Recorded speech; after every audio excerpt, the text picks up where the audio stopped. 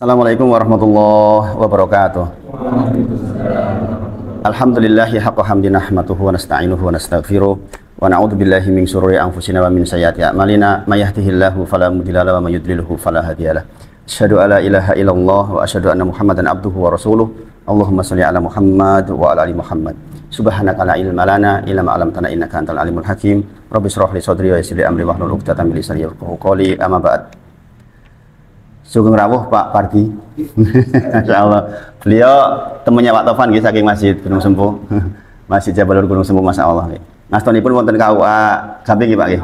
Gamping masyaallah nggih. Jadi kalau mau ada pernikahan sebenarnya beliau yang urus. Jangan percayaan nggih. KUA nggak ada perceraian menikahkan kok. Oh, menikahkan. Itu pengadilan agama beda nggih. Alhamdulillah. Ya, beliau termasuk inisiator di Masjid Jabal Nur Gunung Sempuh. Beliau dulu ketika saya masuk, kalau nggak salah ketua takmirnya beliau awal-awal. Sekarang sudah didelegasikan ke yang lebih muda. Mudah-mudahan Allah berkahi kita semua yang hadir. Di sini nggak banyak Pak Wardi memang. Di sini eksklusif. Karena mereka nggak mau bertambah banyak banget katanya. Baik, kita lanjutkan ya. Insya Allah kemarin sampai di halaman 210, barang siapa telah mati maka kiamatnya telah terjadi. Dan kita sudah bahas itu. Ini nanti jangan lihat video lagi ulang. Ya. Sekarang masuk ke kehadiran setan saat kematian. Kehadiran setan saat kematian. Ini di halaman 211. Jadi dari judulnya saja dengan tahu, kita sadar sepenuhnya bahwa setan itu musuh yang nyata buat kita. Dan dia itu berjuang paling pol justru di saat sakaratul maut. Jadi menjelang sakaratul maut itu betul-betul perjuangan terakhir dia, karena kesempatan terakhir dia yaitu. Makanya kehadiran setan saat kematian itu terdeteksi lewat banyak sekali hadis. Salah satunya adalah sesungguhnya setan mendatangi setiap engkau pada setiap urusannya. Bahkan setan mendatanginya ketika ia sedang makan. Urusan makan saja setan ikut-ikutan loh, urusan makan loh ini. Urusan makan setan ikut-ikutan. Berarti mohon maaf, urusan berhubungan suami istri biasanya ikut-ikutan. Kalau nggak berdoa, ikut-ikutan itu. Makanya sering ada orang mengatakan, oh anak kaya setan, oh ben pas gawe, oh jojok campuran setan. Ini mereka itu datang di setiap urusan kita, hatta urusan makan. Jika terdapat makanan di antara kamu yang jatuh, maka hendaklah dia mengambil dan membuang bagian yang mengandung kotoran, lalu memakan yang tidak mengandung kotoran. Menunjukkan bahwa ojo dikekne ke bagian setan ini. Jangan dikasih dia. Sampai segitunya urusannya. Kemudian, apabila selesai makan, maka hendaklah dia bersihkan jari jemarinya dengan mulutnya. Karena dia tidak tahu bagian mana yang mengandung barokah. Islam itu mengatur hal sedemikian sampai kita disuruh menjilati kan, karena saking tidak bolehnya mubadir, kita tidak tahu di bagian mana barokah makanan itu datang. Allah letakkan segala sesuatu yang mubadir bagian dari setan. Jadi makanya coba kalau jangan pikirkan sedemikian lembutnya agama kita mengajarkan kepada kita sehingga membuat kita punya potensi selamat yang sangat besar kalau kita mau pahami. Kalau kita mau pahami betul-betul kesempatan untuk selamat sebenarnya besar sekali. Makanya kemudian saya ceritakan penjelasan tentang kisah pelajaran saya dengan Pak Bambang yang ngajari anak mewarnai itu. Saya dulu anggap mewarnai itu lagi pekerjaan opo. Ternyata banyak sekali yang dipelajari, Masya Allah. Dan hari tadi dipraktekkan, hari tadi Fatimah tak suruh lomba di Jogja Mall City. Baru pertama jadinya masih berantakan gitu. Proses mengajarkan anak untuk bersihan, rapih, tidak selepet-selepet, itu bisa dipelajari dari itu mewarnai itu, Masya Allah. Waktu itu saya bertanya-tanya, kenapa beberapa masjid besar yang mengenal sunnah pun mengadakan lomba mewarnai ini dalam rangka apa toh? Waktu itu saya juga bertanya-tanya sebenarnya. Maba misalnya juga mengadakan itu. Kok ya mewarnai itu? Saya dulu tahunya mewarnai itu hanya bocah dolanan. Ternyata Masya Allah, jangan tahu tadi yang menang dari mana? Dari Bandung. Yang juara satu itu dari Bandung. Bayangin, jauh-jauh dari Bandung untuk lomba mewarnai ke Jogja. Bayangin, kebayang nggak? Saya dulu nggak kebayang sama sekali. Sebelum saya kenal dengan Pak Bambang, ya jangan tahu Pak Bambang itu ahli di bidang itu. Okay. bidang seni seperti itu. Anaknya juga kebetulan dosen desain interior di isi. Gara-gara waktu TK-nya diajari mewarnai. Masya Allah. Masya Allah. Saya tanya ke Pak Bambang dulu, berapa Pak hadiah pertama waktu mendapatkan penghargaan dari Asia Pasifik? 50 juta. Tahun 2002 loh. Tahun 2002 Pak Bambang sudah dapat hadiah 50 juta dari hasil mewarnai. Dapat tiket ke Amerika. Subhanallah. Jadi makanya sekali lagi kita belajar agama itu dengan dalil yang ayat-ayat nyatanya itu harus luas banget. Di antara kelemahan dalam tanda kutip nih, kelebihan sekaligus kelemahan dari guru-guru saya dulu itu teks. Betul-betul dia tuh membaca sarah kitab tok. Sehingga kadang-kadang tidak dihubungkan dengan ayat-ayat yang nyata berjalan di masyarakat. Padahal itu sesungguhnya kalau kita terjemahkan luar biasa, dahsyatnya luar biasa. Dan selalu matching dengan apa yang kita baca di dalam Al-Quran. Pasti selalu matching. Apalagi kalau kita baca tafsir, yang tafsirnya nggak cuma satu. Dengan kemarin saya praktekkan kenjedingan tentang cara menggunakan tab misalnya. Ini tab lama ini titipan jamaah temannya Pak Fardi ini. Sekarang bayangin, tafsir Ibnu Katsir itu kita tinggal klik, nggak manual lagi kan. Makanya saya katakan kalau jenengan nggak mau baca tafsir kebangetan. Kita mau baca Ali Imran 100 berapa misalnya, kita lengkap. Dan tafsir Ibnu Katsir jangan tahu di antara tafsir yang paling berat itu tafsir Ibnu Katsir. Dan ini dihadirkan di aplikasi ini. Quran Belajar judul aplikasinya itu. Bayangkan sekarang, jenengan baca sudah diterjemahkan dan jenengan nggak usah khawatir, terjemahnya bagus. Jangan usah khawatir, terjemahnya bagus. Bayangkan di sini masing-masing ayat diterjemahkan dengan ayat yang lain, ditafsir dengan ayat yang lain. Ayat itu nanti dihubungkan dengan ayat yang mana tuh ketemu semua. Apalagi dengan hadirnya sekarang banyak tafsir. Jenengan tafsir Ibnu Katsir, jenengan compare dengan tafsir As-Sa'di, masih di alat yang sama. Bayangin, masya Allah. Zaman sekarang itu sarana belajar luar biasa. Mohon maaf, saya ceritakan jenengan. Ini barang sudah nggak kepake nih. Di Pak Kito, Pak. Ini barang sudah di gudang ini. Di tangan saya kepake kan, masya Allah. Makanya kemarin Pak Tovan punya ide untuk ngumpulin yang baru itu karena itu. Karena beliau merasakan manfaat. Masya Allah. Nah jadi ayat-ayat yang nyata itu selalu hadir di hadapan kita sebenarnya. Jadi kita banyak belajar dari kondisi itu. Nah, kehadiran setan saat kematian itu adalah sebuah keniscayaan dan ini terjadi kepada orang-orang hebat. Salah satu yang sangat legendaris adalah kematian Imam Ahmad bin Hanbal rahimahullah ta'ala, muridnya Imam Syafi'i rahimahullah ta'ala.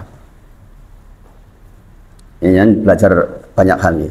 Imam Ahmad sama Imam Syafi'i itu sama-sama guru murid ya. Tapi punya madhab masing-masing ini. Ya, jangan berpikir madhab itu dibuat oleh mereka, bukan. Madhab itu dibuat oleh imam bukan. Madhab dibuat Imam Syafi'i, bukan. Murid-muridnya lah yang mengumpulkan sehingga jadilah madhab. Mereka tuh nggak pernah menamai dirinya madhab Hambali, nggak pernah. Nggak pernah. Jenengan belajar dari seorang guru, kemudian jenengan kok oh ini kok mudah ya dipahami guru ini, sehingga nanti guru itu banyak sekali muridnya, maka jadilah madhab. Demikian yang terjadi oleh di Imam Ahmad dan Imam Syafi'i. Apakah tidak ada perbedaan guru murid? Ada. Ya contohnya yang populer adalah tentang qunut, ya kan? Imam Ahmad nggak pakai, ya kan? Imam Syafi'i pakai. Termasuk cara menyikapinya, dua orang ini mencontohkannya luar biasa. Ketika Imam Syafi'i datang ke masjid Imam Ahmad, apa yang terjadi? Imam Syafi'i nggak kunut, padahal Imam Syafi'i mengatakan sunnah. Ketika Imam Ahmad datang ke Imam Syafi'i, ya dia ikut kunut. Nih, cara menyikapinya pun sudah bagus sekali. Kita yang dibawa kadang kontok-kontokan, gelut dewe. Gelut ini yakin nggak punya pengetahuan. Kalau hasil belajar kita kok jadi ngejat ke yang lain, ini masalah. Yakin masalah. Jangan belajar kok jadi ngejat ini ya yakin masalah. Saya yakin belum luas belajarnya. Nah, kita tidak mau yang seperti itu. Nah, ada satu bab tersendiri yang saya pelajari tentang bagaimana Imam Ahmad ketika meninggal, dan ini tulisannya panjang sekali sebenarnya. Di dalam kitab ini tulis pendek. Ini tentang dikaitkan dengan Quran surah Ali Imran ayat ke-8. Hafal enggak? Ini di halaman pertama Ali Imran kan itu. Rabbana la tuzigh qulubana ba'da id hadaitana wa hab lana min ladunka rahmah innaka antal wahhab. Ya kan? Itu kan di akhir halaman pertama Ali Imran itu. Ya Allah, janganlah engkau jadikan hati kami condong kepada kesesatan sesudah engkau beri petunjuk kepada kami. Dan perhatikan betul ini. Ya Allah, jangan condongkan hati ini kepada kesesatan setelah datang kepada kami hidayah, petunjuk. Orang dapat hidayah itu mahalnya poinnya. Boleh tanya ke Pak Bambang tuh, masuk Islam kayak mana tuh? Ya kan? Proses masuk Islamnya tuh sampai mati. Ya Allah, Pak Bambang itu punya sesuatu yang dilaporkan sampai Presiden Soeharto. Beliau itu punya karya seni yang dia tuh dijanjikan oleh kementerian di zaman dulu bahwa ini tuh bisa dijadikan produk pemerintah. 2000 berapa itu Pak? 8 berapa Pak? Sekitar 85-an gitu. Sampai sekarang masih diperjuangkan. Apa yang ingin saya katakan tentang itu tadi? Sebentar, konteksnya kemana sebentar?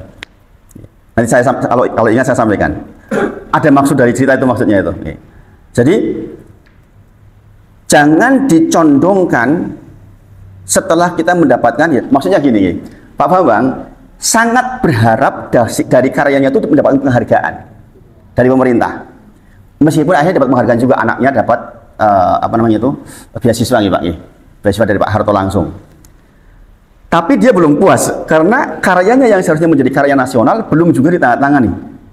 Padahal dijanjikan oleh kementerian untuk ditandatangani. Beliau tuh bikin lagu Mars untuk Pemda dan sudah ditandatangani oleh Simanungkalit Pak. Waktu itu yang menjadi orang yang menjadi apa namanya verifikasi itu. Tapi beliau mengatakan, tapi Ustadz, ini hukum fisika berlaku di sini. Pak Fadli paham banget nih. Hukum kekekalan energi. Energi saya kan nggak hilang. Saya memindahkan energi saya ke sini sehingga ini bergerak. Artinya sesungguhnya energi itu nggak pernah berkurang. Hukum kekekalan energi. Sampai pun persoalan volume air dari dulu sampai sekarang kan sama. Iya Pak Pardi, beliau orang kimia beliau orang kimia UGM beliau. Jadi volume air sejak diciptakan sampai hari itu sama. Cuma bentuknya berbeda-beda. Kadang dalam bentuk air hujan, kadang dalam bentuk air seni, kadang dalam bentuk keringat, tapi volumenya sama, nggak berubah. Demikian juga energi yang kita keluarkan pindah ke tempat lain, nggak hilang. Artinya apa yang ingin saya ceritakan? Energi Pak Bambang untuk mendapatkan penghargaan dari pemerintah waktu itu digantikan dengan dapat hidayah. Kenapa? Beliau cerita ke saya, kalau ingin dapat tanda tangan menteri, kalau zaman di sini ke Gunung Kemukus. Zaman waktu itu masih jahiliyah gitu. Intinya pokoknya berdoa lah sebisa-bisanya. Ternyata di sana ketemunya kiai, suruh baca Al-Fatihah. Gimana Pak? Jadi dia itu dapat hidayah, akhirnya dia dapat Islam. Orang entuk sing dituju nih entuk Islam itu jauh lebih besar, dan beliau mengatakan jauh lebih besar. Sekarang belajar tahsin lagi Pak di Umi, baru mulai Pak, level 1 ini. Karena beliau ngimam di tempat saya bilang harus belajar, karena ini harus belajar, nggak bisa ngimam di depan, nggak bisa kalau keliru Al-Fatihah. Masa Allah, beliau sepuh mau belajar gitu. Ikut yang di dekat masjid itu Pak, masjid Aceh ke utara gitu Pak. Masya Allah, orang tua loh, ini muda-muda harus lebih semangat. Yang tua aja mau. Nah artinya apa? Kita berharap betul ketika kita sudah mendapatkan hidayah seperti kita terima hari ini. Rabbana la tuzigh qulubana ba'da idh hadaytana wa hab lana min ladunka innaka antal wahhab. Jangan sampai hidayah yang sudah kita pegangi terus kok tiba-tiba dicondongkan kepada kesesatan. Maksud ayat ini khususnya ketika sakaratul maut datang, karena setan mati-matian di situ. Itu maksudnya itu. Cuma nanti dengan baca tafsirnya. Bayangkan, nanti kita akan baca tentang penciptaan manusia. Fayasbiqu alaihil kitab, kan gitu bahasanya itu di dalam hadisnya. Tetapi telah terdahului oleh kitab, dia penduduk neraka jahanam. Fayamalu bi amalin ahlin nar fayadkhuluha. Mengerikan sekali. tapi dia telah terdahului oleh kitab. Orang baik, ini orang baik kelihatannya, dohirnya, orang rajin. Ning kedahuluan oleh kitab bahwa dia penduduk neraka jahanam, fayamalu bi amrin ahlin nar. Maka dia tiba-tiba berbelok mengamalkan amalan ahli neraka, kemudian fayadkhuluha, dia mati dengan kondisi seperti itu dan dia masuk neraka jahanam. Subhanallah. Makanya saya kalau baca ayat ini di pengimam sering nangis saya. Setiap kita harusnya sangat takut dan tidak merasa aman bahwa kita sedang dapat hidayah hari ini. Karena ada ayat begini, dan ini terjadi di Imam Ahmad. Di sini dibahasnya cuma begini, nanti saya perlebar nih, karena saya udah nulis lebih banyak. Abdullah anak Imam Ahmad bercerita. Ini di bawah ayat yang tadi. Saya hadir saat bapakku Ahmad wafat sedang tampak percakai yang dikatup rapat dengan dua rahangnya. Ini agak bingung bahasanya, karena saya udah baca yang lain, riwayat yang lain, jadi dengan saya pahamkan. Abdullah anak Imam Ahmad itu sudah pegang kain yang mau dipakaikan untuk apa? Nek yang saya tulis kan begini kan? Gini apa gitu? Benorak. Secara asal orang meninggal itu kayak gini. Secara asal. Karena sejauh mata memandang kita akan melihat nyawa kita keluar, sehingga mata kita mengikuti, makanya melek biasanya. Dan biasanya ini terbuka. Maka sebelum sampai kaku, tugas kita adalah menutupkan dan mengikat. Kalau kasus terjadi senyum dan sebagainya itu cerita khusus. Tapi secara asal, secara umum kita kaget. Jadi dengan pertama diperlihatkan malakul maut, diberikan Raqibun Atid kanan kirinya, beberapa malaikat yang lain. Maka ketika kemudian nyawa keluar, kita akan mengikuti mata akan mengikuti gerakan. Begitu. Maka anaknya Imam Ahmad pun sudah menyediakan kain yang hendak digunakan. Dan Imam Ahmad sudah dalam kondisi orang mengatakan sebagai pingsan. Kemudian tiba-tiba dia mengatakan, sadar kembali mengatakan tidak akan. Dalam riwayat lain, enggak, tidak. Anaknya bertanya, "Lah, ada apa? Wahai ayah, kenapa kau mengatakan tidak akan?" Ini sekaligus dengan perhatikan ya. Dan saya pernah mengalami ini. Nek jenengan lagi talkin orang, la ilaha illallah, emoh, saya pernah kayak gitu. Emoh, padahal ini orang soleh nih. Orang soleh, saya tahu dia orang soleh. Ditalkin, la ilaha illallah, enggak, bikin bahasa gini. Emoh. Jadi harus prasangka baik. Imam Ahmad itu tidak akan, begitu bayangin. Ternyata Imam Ahmad mengatakan sesungguhnya tadi di kanan kiriku berdiri, bahkan dia jepit jari-jarinya setan. Jadi dengan tahu di sebelah kanan dia akan hadir sebagai bapak jenengan. Nanti ketika jenengan sakaratul maut akan hadir wajahnya bapak jenengan. Dia mengatakan, "Wahai anakku, bukankah kamu tahu saya sangat menyayangimu? Ketahuilah bapakmu mati sebagai Yahudi, maka matilah sebagai Yahudi." Begitu kalimatnya. Bayangin. Imam Ibnu Taimiyah mengatakan tidak harus, tapi banyak yang menerima seperti itu. Ini kisahnya Imam Ahmad yang jelas tertulis. Sebagian mendapatkan, mudah-mudahan kita tidak, mudah-mudahan. Tapi secara asal memang seperti itu. Sebelah kiri berdiri setan dalam bentuk ibune panjenengan. Kalimatnya sama. Sesungguhnya aku mencintaimu, wahai anakku. Sesungguhnya ibumu meninggal dalam keadaan Yahudi. Sesungguhnya ibu meninggalkan dalam keadaan Nasrani. Ikutlah, masuklah ke agama Nasrani atau Yahudi karena itu agama yang baik. Bayangin. Jadi dengan cukup mengatakan begini. Cukup itu untuk dikatakan ikuti mereka. Bayangkan. Makanya kita berdoa, Rabbana la tusi qulubana ba'da id hadaitana wa hab lana min ladunka innaka antal wahhab. Karena Pak, kita tuh takut kondisi itu. Saya kalau ingat doa untuk keselamatan husnul khotimah itu saya malah ingat Pak Parti. Kesaksiannya Pak Parti, saya itu berusaha Ustadz untuk selalu di sujud itu baca Allahumma inni as'aluka husnul khotimah. Entah mengapa Pak Parti, saya ingatnya jenengan itu kalau itu. Karena waktu itu jangan ceritanya pagi-pagi bisik-bisik jadi nyambung gitu. Jadi ingat gitu. Dan itu harus menjadi kebiasaan kita itu. Allahumma inni as'aluka husnal khotimah. Ya Allah, sungguh saya mohon kepadamu, meminta kepadamu kematian yang baik. Kemudian kisah menakjubkan yang lain sama, semisal dengan kisahnya Imam Ahmad, yaitu ini kisahnya oleh Imam Al-Qurtubi berkata, saya mendengar ayahku Imam Abdul Abbas Ahmad bin Umar Al-Qurtubi berkata, saya mendengar syekh kami, bayangkan ini syekhnya loh, Abu Ja'far Ahmad bin Muhammad Al-Qurtubi di Cordova, yang sedang menghadapi kematian, dikatakan kepadanya, katakanlah la ilaha illallah. Dia mengatakan tidak, bayangin imam besar negeri Syekh, imam besar kata la ilaha illallah, enggak. Bayangin kalau kita yang enggak tahu ilmu mati kafir gitu. Bayangin ditalkin, oh, enggak. Makanya sekali lagi kalau dengan nalkin orang soleh kok jawabannya kayak gitu, berprasangkalah baik. Karena gangguannya orang soleh juga berat. Namun yang dikatakan adalah tidak.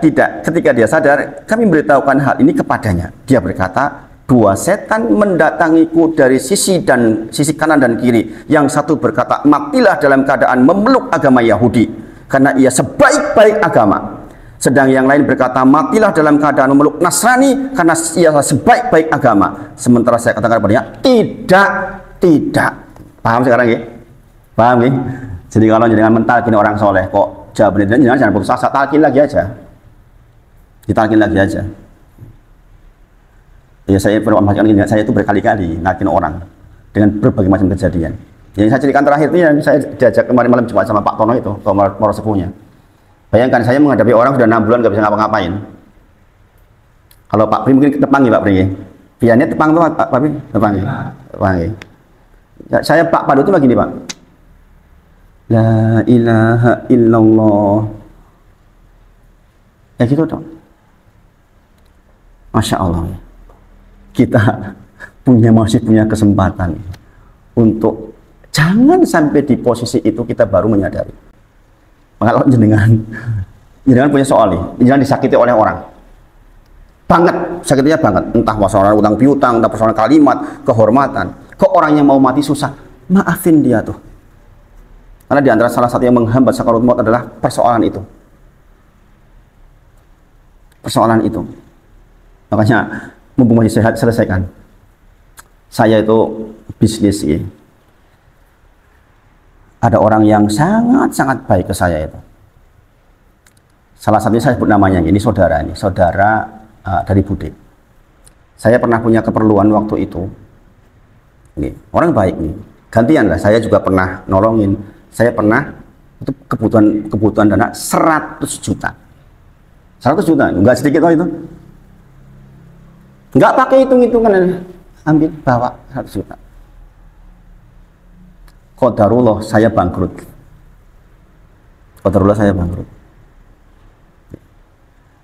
Apa yang saya lakukan? Saya nggak ingin mati bawa hutang itu.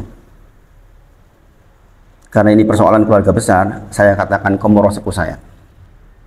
Saya dijatah waris. Saya katakan, Bu, kalau memang saya mau dijatah, yang bagian ini kasihkan ke si fulan. Saya terangkan kronologinya. Kenapa? Saya tidak ingin nanti ketika menjelang sakaratul maut susah karena itu.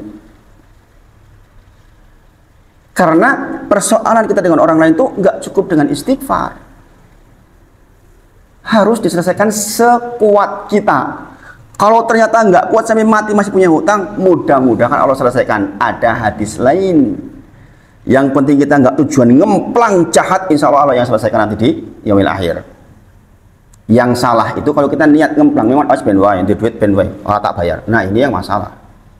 Jadi kalau jenengan sampai betul-betul berusaha sampai titik darah penghabisan, kok jenengan meninggal dalam kondisi punya hutang, insya Allah diselesaikan oleh Allah Subhanahu Wa Taala.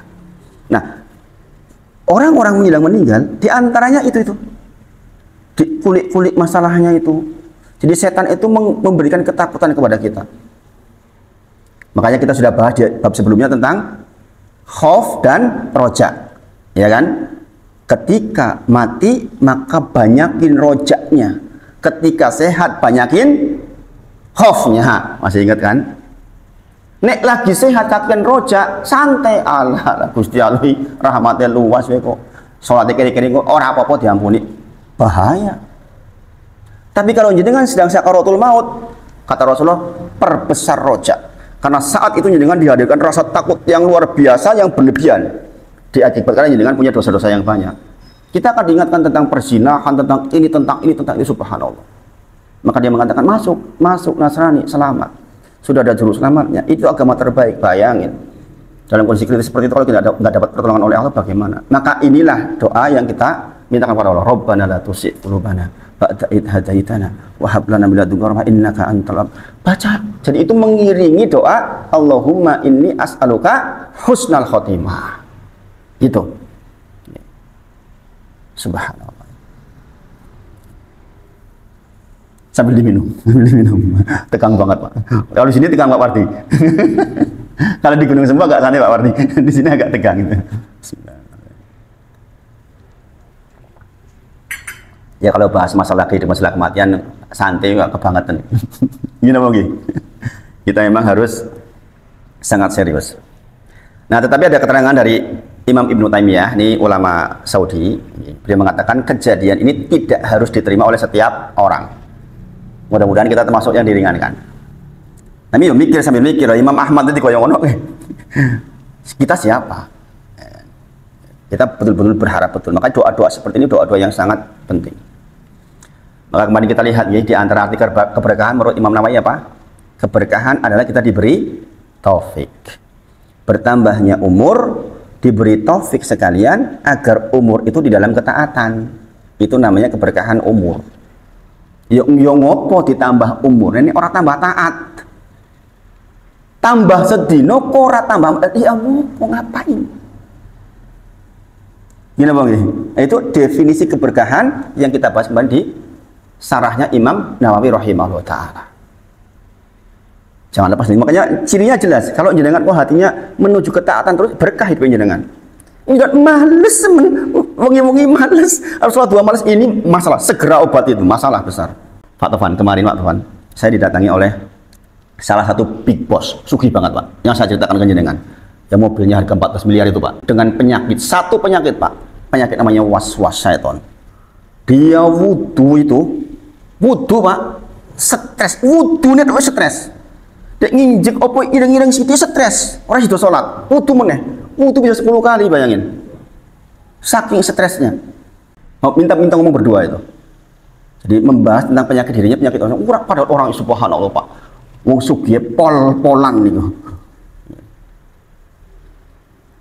Masya Allah. Jadi jangan bersyukur orang perlu sugih banget, stres itu. Sampai karyawannya bilang, mohon maaf Ustaz, bos saya jadi kayak setengah gila katanya. Kayak gitu sampai kayak gitu. Ditunggu nih kon ngimami bolak-balik wudhu terus orang rampung. Dan kasus seperti ini jangan perlu tahu banyak. Pak Tovan pernah ketemu salah satunya.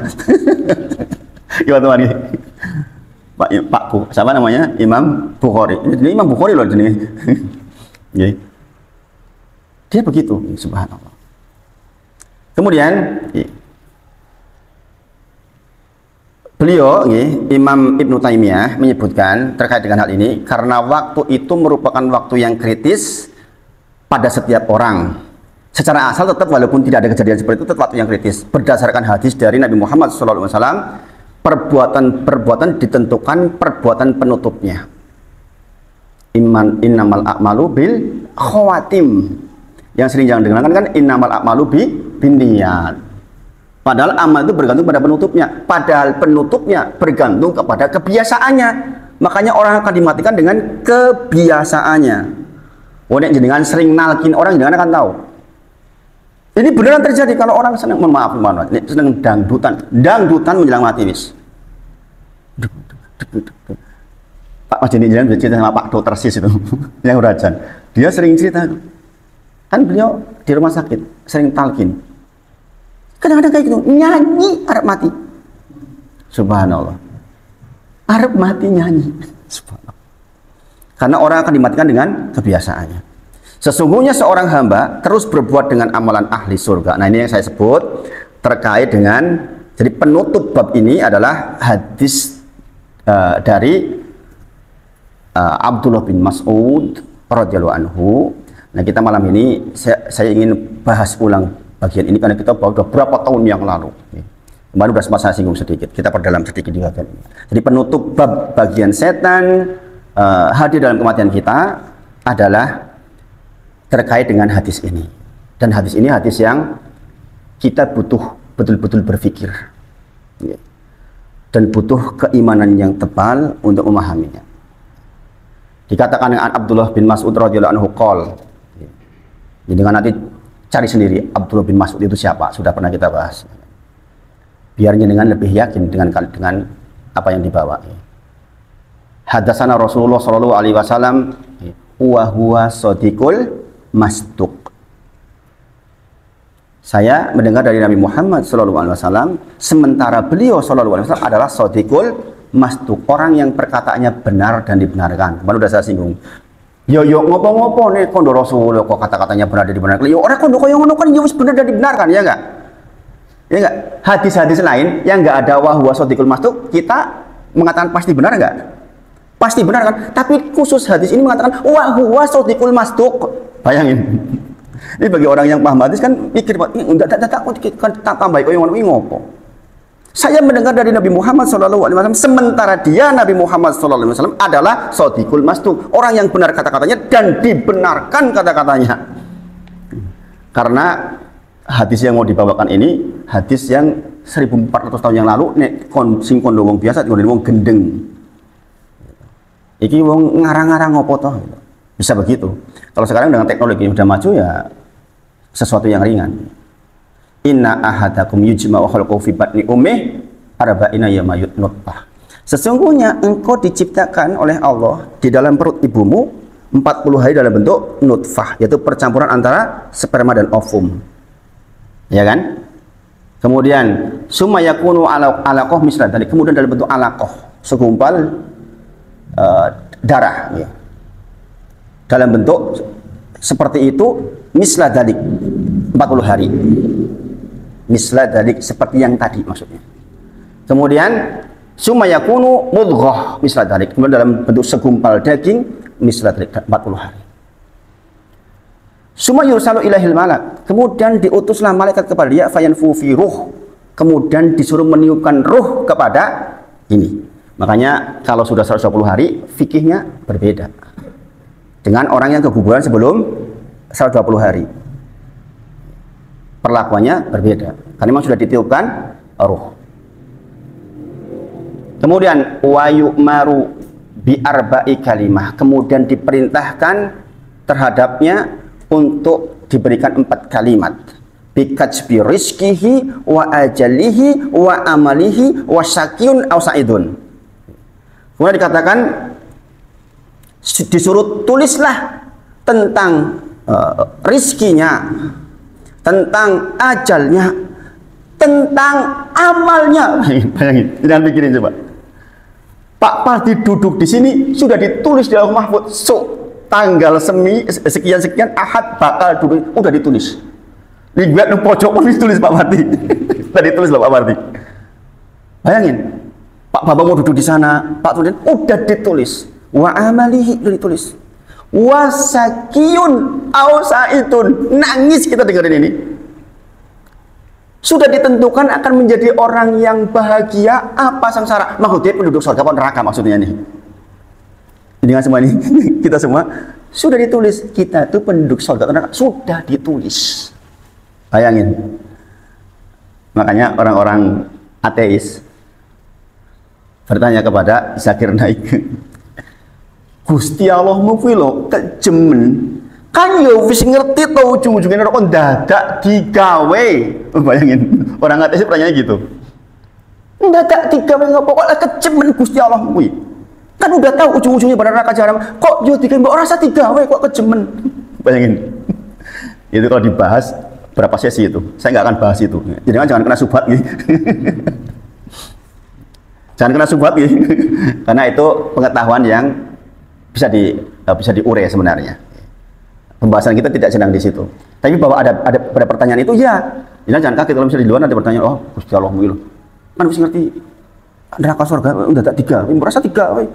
kok seneng mentoli ngamuk-ngamuk neraka. Begitu tuh. Itu pertanyaannya logis enggak? Pertanyaan logis. Tapi jawabannya pun sebenarnya lebih logis. Saya sampaikan pertanyaannya dulu. Biar jenengan semuanya berpikir. Kemudian fawallahilladzi la ilaha ghairuh. Demi Allah yang tidak ada Tuhan selain, tidak ada sembahan selain Dia. Kemudian dikatakan inna ahadakum la ya'malu bi amali ahlil jannah hatta ma yakunu bainahu wa bainaha ila dira. Seseorang di antara kalian beramal dengan amalan ahli surga terus menerus,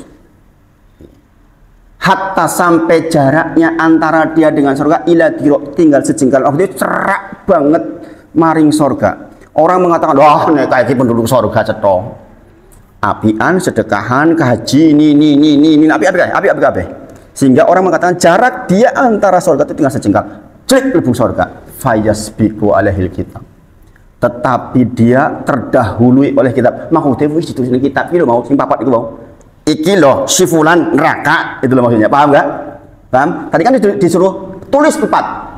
Di antaranya syakiyun au sangitun. Iki neraka pas pun akan ada orang yang terus-terusan berbuat baik, melakukan aktivitas ahli surga, tapi dia tertulis sebagai penduduk neraka. Maka kemudian dikatakan di sini ila dira fayasbiqu alaihil kitab fayamalu bi amali ahlin nar fayadkhuluha. Maka ujuk-ujuk terakhir balik, tiba-tiba dia beramal dengan amalan ahli neraka, fayadkhuluha, dan dia masuk neraka.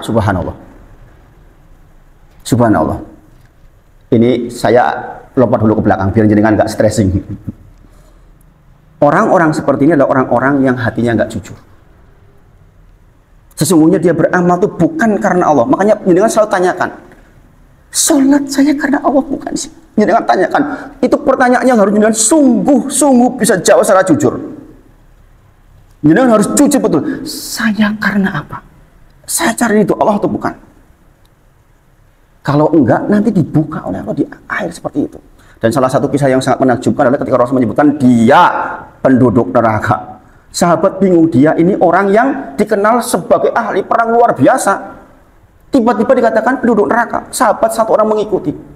Sampai dengan tahu kisah akhirnya itu, dia kemudian kena panah yang banyak, kemudian dia tidak kuat menahan sakitnya, dia kalau orang Jepang harakiri, bunuh diri. Bayangin. Karena apa? Selama ini dia berjuang bukan karena Allah, tapi ingin dikatakan sebagai seorang pahlawan. Makanya diantara yang menjadi pemantik api neraka jahanam, tiga-tiganya orang baik. Ini jangan tahu, Imam Bukhari kalau meriwayatkan hadis ini selalu pingsan. Orang yang dermawan, bayangin, duitnya teh oke untuk dermawan, tapi dia ingin dikatakan sebagai dermawan. Ahli sedekah, orang qori, ahli Al-Quran, tapi ingin dikatakan dia sebagai ahli Quran. Kemudian orang yang berperang ingin dikatakan sebagai pahlawan. Kata Allah, kau sudah dapat itu di dunia, sudah dapat. Orang mengatakan dia pahlawan, orang mengatakan dia ahli Quran, orang mengatakan dia dermawan, sudah dapat. Maka di akhirat nggak dapat apa-apa. Maka pertanyaan kita masing-masing, coba jujur, saya karena apa ini sholat? Saya duduk sekarang ini karena apa? Ini dengan tanyaan betul-betul. Ini pertanyaan yang sangat serius harus kita jawab loh ini. Karena kalau jenengan nggak jujur betul karena Allah, nanti begini nih loh, fayasbiqu alaihil kitab, terdahului oleh kitab. Kita kan sama-sama nggak tahu kita penduduk neraka atau surga. Mudah-mudahan semuanya surga insya Allah, ya kan? Tapi kan kita sama-sama nggak tahu, ya kan? Maka pastikan tanya pada diri sendiri, asal amal kita bagaimana? Ini pertanyaan yang sangat serius, yang saya katakan saya sering merenung sendiri sama istri itu persoalan ini. Kemudian, wa inna ahadakum, dan sesungguhnya sebagian dari kalian layak malu bi amali ahlin nar, beramal dengan amalan ahli neraka. Opo sing elek sing ngurung, wis pokoknya jahat lah. Sering saya katakan contohnya itu ya Freddy Budiman itulah. Mungkin bisa dicontoh zaman sekarang. Kurang apa? Bojone oke, selingkuhane oke, bandar narkoba, sing dirusak wong wis oke narkoba. Bayangin, Di Nusa Kambangan masih di dalam Nusa Kambangan masih bisa mengendalikan dari dalam. Bayangin. Ini Nusa Kambangan isi tambahan bojo meneh. Isi bojo meneh tambah lho, Pak. Nusa Kambangan bayangin. Saking opo sing ngurung sing jenenge ya itu. Tapi kemudian di sini dikatakan wa inna ahadakum la ya'malu bi amali ahlil nar hatta ma yakunu bainahu wa baina ila diro, sehingga jarak antara dia dengan neraka tinggal secengkal saja, sekali cemplung ke neraka. Kemudian fayasbiqu alaihil kitab, tapi terdahulu kitab, kamu tuh penduduk sorga. Kasusnya Freddy Budiman kan persis kayak gitu itu, iya enggak? Faya malu bi amalin ahlil jannah fayadkhuluha, ujuk-ujuk dia di akhir hidupnya beramal dengan amalan ahli surga dan masuk ke surga. Ini contoh nyatanya Freddy Budiman itu yang paling contoh zaman sekarang yang paling gampang itu. Begitu tahu dieksekusi mati langsung apa? Pakai gamis, jenggot, nyunah, sholat terus, dikir terus. Sampai menjelang meninggal dieksekusi, minta sholat dulu. Kita yang ngaji kayak gini belum tentu loh 1 jam menjelang mati masih dalam kondisi sholat, belum tentu. Dia begitu. Bayangin. Mungkin dulu ketika lagi jahat hatinya sebenarnya meronta-ronta. Ya, saya sebenarnya kayak gini, ya sebenarnya nggak cocok. Tapi kadang-kadang lingkungan membuat jadi seperti itu. Makanya kalau ada orang-orang lagi jahat seperti itu, jangan jahat dulu. Belum tentu dia orang jahat, belum tentu. Sebaliknya yang datang sangat alim, belum tentu dia orang baik, belum tentu. Belum tentu. Dan bukti ini banyak terjadi. Apalagi sekarang ada kisah-kisah di YouTube yang banyak sekali. Jadi kayak gitu. Pejabat mati lagi di atas perempuan yang dizinai, ketok wong alim, subhanallah. Ya nek partai Islam kan ya wong alim toh. Ngerti-ngerti neng toko diciduk lagi beli baju katanya bandar narkoba. Pernah lihat nggak di Aceh itu? Subhanallah. Makanya ada orang-orang yang begitu.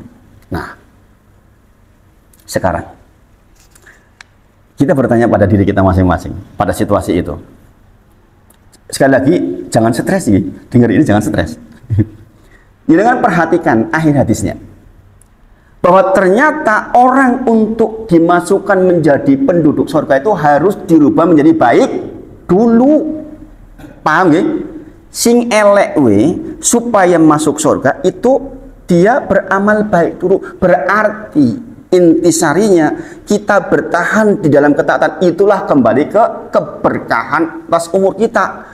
Berkahnya umur artinya mendapatkan taufik artinya izin dari Allah, setiap ilmu jadi amal. Ngerti yang sholat berjamaah bagus, kita berangkat, itu maksudnya. Ngerti yang sedekah bagus, kita sedekah, begitu. Ngerti berbuat baik sama istri baik, ya kita lakukan itu loh. Kita ingin seperti itu. Supaya apa? Supaya berakhir baik. Nek ngerti ngono awet dhewe surga apa neraka, kita nggak tahu. Maka pilihan kita di dalam ketaatan. Sebagaimana perkataan Abu Bakar As-Siddiq yang mengatakan, tidak penting saya meninggal di mana dan kapan, yang penting ketika saya meninggal di atas rel ketaatan kepada Allah. Jangan lagi nyimpang mati. Ya itu namanya su'ul khotimah.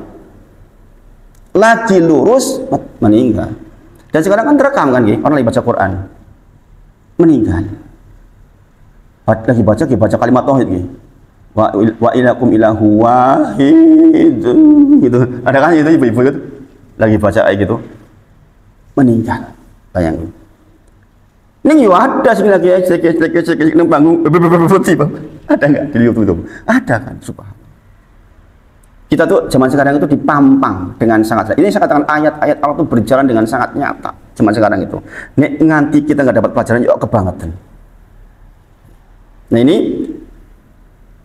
syarah hadis yang saya bacakan itu sangat panjang. Nanti jangan mungkin bisa baca di rumah ya, tentang segala sesuatu terkait dengan hadis ini, karena ini terkait dengan pengetahuan yang sangat luas. Pengetahuan sangat luas. Saya baca detail tentang syarah hadisnya itu, ya ilmu biologi masuk di situ. Bagaimana percampuran sperma dan ovum, lengkap ya. Bagaimana keadaan setelah 40 hari, bagaimana peniupan ruh setelah 120 hari, itu diterangkan ya. Hadis ini juga sebagai pengingat tentang wajibnya beriman kepada qadar. Bahwa kita wajib beriman kepada qadar.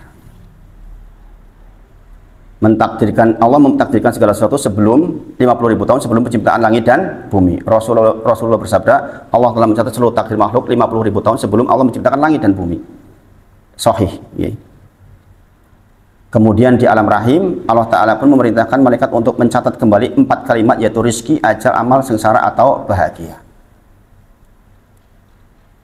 Nah ini yang kita bahas malam hari ini, mudah-mudahan bisa menjadi pengingat. Kita nggak bahas banyak malam hari ini karena ini kategori hadis yang berat untuk dijadikan bahan renungan. Mudah-mudahan kita diselamatkan oleh Allah dengan upaya kita terus duduk di majelis seperti ini dan terus berinteraksi dengan Al-Quran, dan selalu ingat-ingat terkait hadis-hadis utama tentang masalah keimanan, sebagaimana kita bahas kemarin terakhir tentang hadis nomor 15 arba'in, bahwa man kana yu'minu billahi wal yawmil akhir falyaqul khairan aw liyasmut. Sebagian mereka ikut di masjid yang lain juga Pak yang bahas itu Pak, di sekitar sini. Kemudian man kana yu'minu billahi wal yawmil akhir falyukrim jarohu, muliakan tetangga. Kemudian falyukrim dhaifahu, kemudian muliakan tamu. Sekarang kita kedatangan tamu Pak Pardi, berarti kita muliakan Pak Pardi. Masya Allah. Pak Pardi itu udah cerita lama sebenarnya, pengen panggil dengan semua, tapi baru sampai hari ini. Masya Allah. Mudah-mudahan bermanfaat. Kita tutup dengan kafaratul majelis. Kalau di sini biasanya Pak Pardi, di sini habis ini ngobrol-ngobrol Pak Pardi. Tutup dengan kafaratul majelis. Subhanakallahumma wa bihamdika, asyhadu an la ilaha illa anta, astaghfiruka wa atubu ilaik. Wa akhiru da'wana alhamdulillahirabbil alamin. Assalamualaikum warahmatullahi wabarakatuh.